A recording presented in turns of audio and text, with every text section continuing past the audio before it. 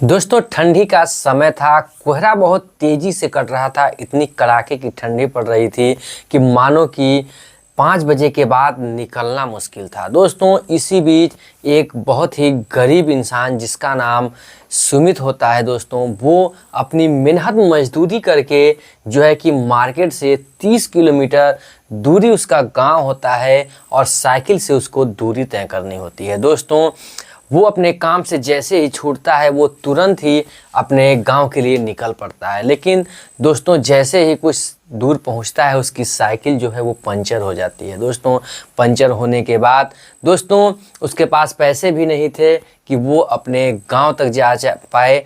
तो अब मजबूरन ही वो किसी ठिकाने का वो सहारा ढूंढने लगता है। दोस्तों कई घरों में के बाहर जाता है, कहता है कि बाबूजी भैया आप लोग एक बार हमारी हालात को देख लो और मुझे जो है कि कुछ मदद या सहारा दे दो। लेकिन कोई भी इंसान उसे मदद या सहारा देने के लिए बाहर नहीं निकलता है। दोस्तों ऐसे करते करते एक घर के सामने जाके पहुंचता है और जैसे ही ये बात कहता है कि बहन जी आप मुझे सहारा दे दीजिए, मुझे जो है कि एक बार देख लीजिए और मुझ पर आपको ज़रूर दया आ जाएगा। लेकिन वो औरत कहती है कि देखो भैया मैं अकेले घर में हूँ, मैं आपकी क्या मदद कर सकती हूँ। तो कहता है कि एक बार आप मुझे मेरी हालात को देख लीजिए, जो हो सके आप मुझे मदद कर दीजिए, बस एक रात की ही तो बात है। दोस्तों वो जो औरत होती है वो अपने घर से बाहर निकलती है और देखकर उसे जो हो सकता है वो हर संभव वो मदद करने के लिए तैयार हो जाती है। दोस्तों आखिर उस लड़के और उस आदमी अर्थात उस आदमी और उस पत्नी में आखिर क्या संबंध था कि वो उसे देखते ही वो हर संभव मदद करने के लिए तैयार हो जाती है और एक ही रूम और एक ही कंबल में उन लोगों का रात गुजर जाता है। दोस्तों कहानी आखिर में किस तरीके से मोड़ लेती है, कहानी किस तरीके से बदलकर इस कदर पहुंच जाती है कि आपको भी सोचने पे मजबूर कर देगी दोस्तों कि आखिर में ज़िंदगी को किस रुख पे जो है कि समय और वक्त ला के डाल देता है। दोस्तों कहानी में आगे बढ़ने से पहले आपसे छोटी सी रिक्वेस्ट है कि चैनल पर नए हैं तो चैनल को सब्सक्राइब कर लीजिएगा, वीडियो को लाइक कर लीजिएगा, वीडियो को शेयर कर दीजिएगा। दोस्तों कहानी इतनी इंटरेस्टिंग है और इतनी जो है कि शिक्षादायक है कि आपके भी सुनकर दिल को छू जाएगी। दोस्तों चलिए वीडियो को करते हैं स्टार्ट और समझते हैं इस पूरी कहानी को।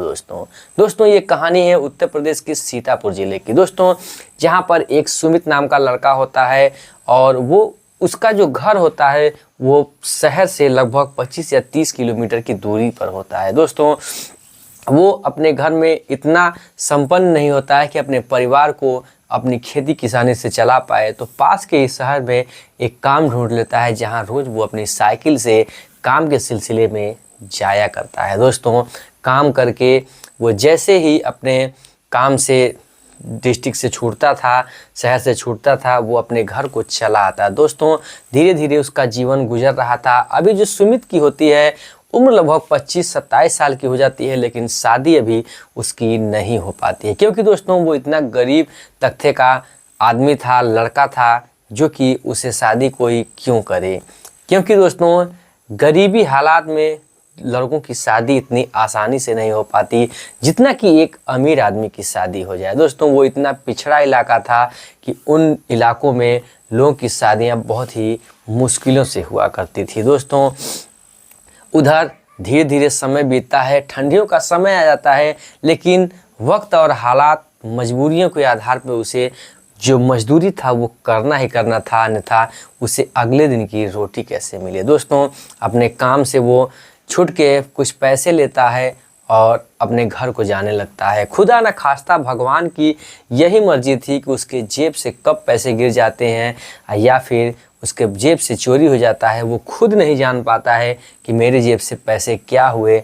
और जाते जाते 10 किलोमीटर दूरी के आसपास उसकी साइकिल जो है वो पंचर हो जाती है। दोस्तों सारे पैसे जो हैं गिर चुके होते हैं। जब जेब में हाथ डालता है तो उसके होश ही उड़ जाते हैं क्योंकि उसके जेब में वो सारे पैसे ही नहीं थे कि अपनी साइकिल को बनवा पाए। उसमें जब से देखता है तो उसके जेब में केवल 15 या 20 रुपये पड़े होते हैं। दोस्तों अब साइकिल को पंचर बनवाता है, लेकिन जैसे ही पंचर बनवाता है तो पता चलता है कि उसका टायर काम के लायक नहीं है, अब तो वो लगभग 300-400 रुपये का खर्चा है। अब साइकिल बने भी तो कैसे, अब साइकिल को उसी मिस्त्री के पास डाल देता है कि आप बना लीजिएगा, और जैसे ही मेरे पास पैसे होंगे आपको दे देंगे। वो तुरंत अपने पैदल ही चल देता है अपनी जो है कि घर की तरफ। सोचता है कि हो सकता है कोई चलता मुसाफिर मिल जाए और किसी रिक्शे वाला मिल जाए या फिर कोई मोटरसाइकिल वाला मिल जाए जो कि मुझे अपनी मंजिल तक पहुंचा दे। लेकिन दोस्तों, कहा जाता है किस्मत में जब लिखा ही ना हो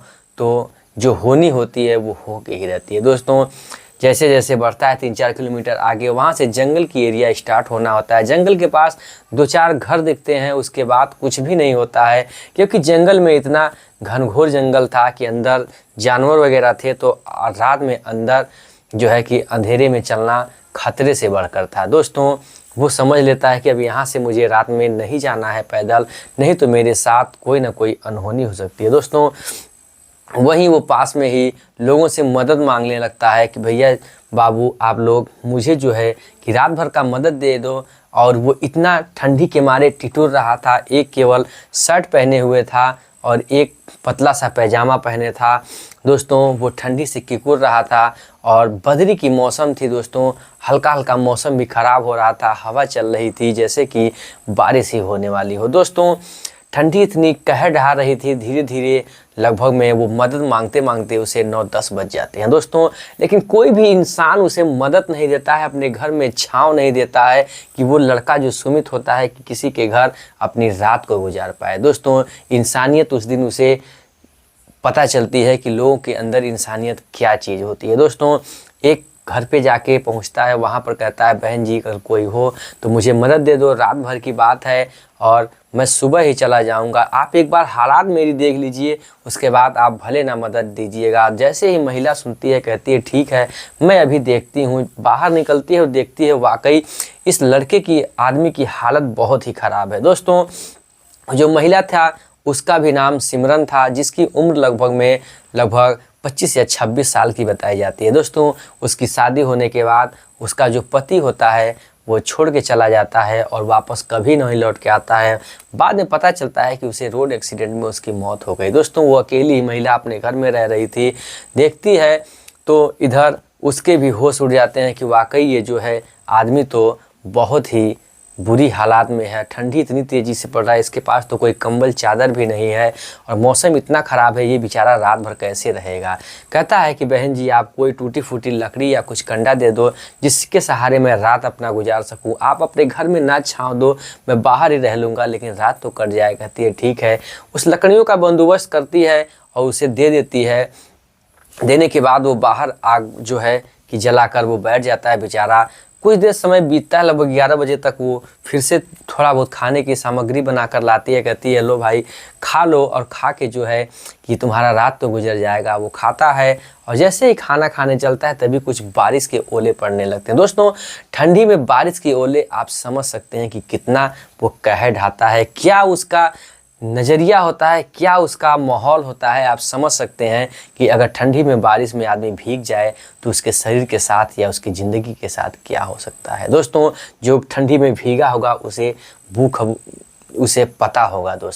दोस्तों फिर होता क्या है, वो जो महिला होती है सिमरन उसको घर में ले जाती है। कहती है आओ यहाँ घर में आराम से बैठ जाओ, अंदर तो जो है कि मौसम बहुत ख़राब है और आप जो है कि अंदर बाहर बीमार पड़ जाएंगे, आपके साथ कोई हादसा भी हो सकता है। दोस्तों, अंदर जाता है, बैठ जाता है, बातें होने लगती हैं। फिर वो पूछता है कि आपका नाम, तो वो अपना नाम सिमरन बताती है और कहता है सुमित कि आखिर में तुम अकेली रहती हो, आखिर तुम्हारा पति कहाँ है जो कि तुम अकेली रहती हो। तो रोने लगती है, फिर अपनी सारी प्रक्रिया बताती है, अपने जीवन की वो दास्तां बताती है। सुन के जो है कि सुमित को भी बहुत ही बुरा लगता है। दोस्तों, फिर उसके बाद जो है कि सुमित से वो पूछती है कि आप कहाँ रहते हैं, तो वो अपना सारा एड्रेस बताता है और बताता है कि मैं यहाँ पर काम करता हूँ और ऐसी ऐसी मेरे साथ घटना हुई जिसकी वजह से आज तुम्हारी इस कुटिया में मैं आके आया हूँ एक रात गुजारने के लिए, जो कि आपका बड़ा दिल जो आपने मुझे अपने घर में पनाह दे दिया, नहीं तो हो सकता है कल मैं भगवान के ही जो है पास चला जाता। दोस्तों, ठंडी बहुत तेज़ी से पड़ रही थी। उसके घर में एक ही कंबल था, एक ही चादर था। अब करती भी क्या, वो कंबल ला के उसे दे देती है और वो ओढ़ के जो है कि आराम करने लगता है। दोस्तों इतना वो ठंडी के मारे भीग गया था, मजबूरी में वो आराम ही करने लगता है। उधर जो सिमरन होती है वो चादर उठ के बैठी रहती है कि हो सकता है धीरे धीरे मैं रात अपना गुजार लूँ। दोनों आपस में बातें करते हैं, अपनी आप बीती बताते हैं कि मेरे ज़िंदगी के साथ क्या हुआ। उधर जो सुमित होता है अपनी ज़िंदगी के बारे में बताता है। यूं ही बातें होते होते कुछ रात गुजर जाती है, मौसम और भी ठंडा पड़ने लगता है, ठंडी और ही कहर ढाने लगती है। दोस्तों बातें ही बातों में दोनों की आंखों में वो प्यार भरी मोहब्बत की वो जो धुआं होता है वो उठने लगता है। दोनों आपस में बातों ही बातों से उनके दिल में प्यार जगने लगता है। दोस्तों फिर होता क्या है, उधर सिमरन उठ के आती है। एक ही कंबल में दोनों का रात गुजरता है और दोनों का जो फिजिकल रिलेशन होता है वो एक पति पत्नी के रूप में होने लगता है। दोस्तों वो ज़िंदगी का वो हसीन सुख, वो बेहतरीन सुख जो सुमित होता है अपनी ज़िंदगी का वो पहला पल वो अपना गुजार रहा था, उधर जो सिमरन होती है ज़िंदगी में अपने पति के मरने के बाद जो है कि आज पहला दिन अपने शरीर के आत्मा को संतुष्ट करके वो खुश हो रही थी। दोस्तों रात गुजरता है उन अपने जिस्म की गर्मियों के हिसाब से और धीरे धीरे सुबह हो जाता है। दोस्तों जैसे ही सुबह होता है सुमित देखता है तो चौंक जाता है कि अरे ये क्या, ये तो मैंने बहुत ही बुरा या बहुत ही गलत कर दिया, ये तो नाइंसाफ़ी है, ये तो बहुत ही बुरा मैंने कर दिया। दोस्तों फिर करता भी क्या करता, उठता है सो के, उसके बाद अपने शर्ट पैंट को पहनता है और साइकिल लेकर अपने घर के लिए रवाना होने लगता है। दोस्तों दोनों की जुदाई का वो मंजर बहुत ही अलग होता है। दोस्तों नंबर फिर दोनों लोग शेयर करते हैं और उसके बाद कहता है कि फिर मैं 1-2 दिन बाद मिलूँगा। सुमित कहता है कि देखो अगर तुम्हारे पास पैसे हों तो 200-300 रुपये मुझे दे दो, मेरी साइकिल जो है वो ख़राब हो गई है। तो फिर होता क्या दोस्तों, जो इंसान आपस में ज़िंदगी के वो हसीन पल गुजार चुके हों तो फिर वो पैसे देने के लिए तैयार हो जाती है, पैसे लेके आती है, उसे देने लगती है। तो सुमित कहता है कि आखिर में तुम कैसे इतना पैसे रखी हो, आखिर में जब तुम्हारा कोई कमाने वाला नहीं है, तुम्हारा कोई जरिया नहीं है, तुम्हारे पास पैसे किस प्रकार से तुम अपना घर चलाती हो। दोस्तों वो रोने लगती है और कहने लगती है कि देखो आप ज़रूर सोच सकते हैं, क्योंकि देखो मेरे पास 2 गायें हैं, 2 भैंस हैं, इनको चारा खिलाती हूँ और मेरे पास कुछ बकरियाँ हैं जिनको मैं चारा खिलाकर जो है कि हमारी इतनी ज़मीनें हैं उसमें आराम से मैं लगभग अपने जेब खर्चे को दूध बेचकर जो है कि अपने खर्चे को चला लेती हूँ। दोस्तों वो समझ जाता है कि ये बेचारी बहुत ही मेहनती और बहुत ही हिम्मत वाली लड़की है, महिला है और अपने जीवन को ये गुजार रही है। दोस्तों फिर वहाँ से जाता है, 2-4 दिन बाद फिर वो घूमकर फिर आता है घूमने के लिए जो है कि उसी सिमरन के पास। तो दोनों में आपस में बहुत ही अच्छा मुलाकात होता है और वो देखती है तो देखकर हंसने ही लगती है। दोस्तों उसका आदर सत्कार और जो है कि बहुत अच्छे से खातिरदारी करती है और घर में लाके बैठाती है और दोनों का फिर जो है कि रात का फिर वो मिलन होता है। दोस्तों दोनों का शारीरिक संबंध बनता है, दोनों का जीवन सुखमय चल रहा था। फिर सुबह जो होता है तो फिर जो है कि सिमरन उसे कहती है कि कहिए तो मैं एक बात कहती हूँ। दोस्तों फिर वो कहता है सुमित कि ठीक है आप एक बात कह सकती हैं। दोस्तों फिर वो जो है कि सिमरन जो है वो कहती है कि देखिए जो है कि अगर आप चाहें तो मेरा भी पति जो है वो मर चुका है और आप भी घर से गरीब हैं और मेरे पास बहुत सारी जायदाद ज़मीनें हैं।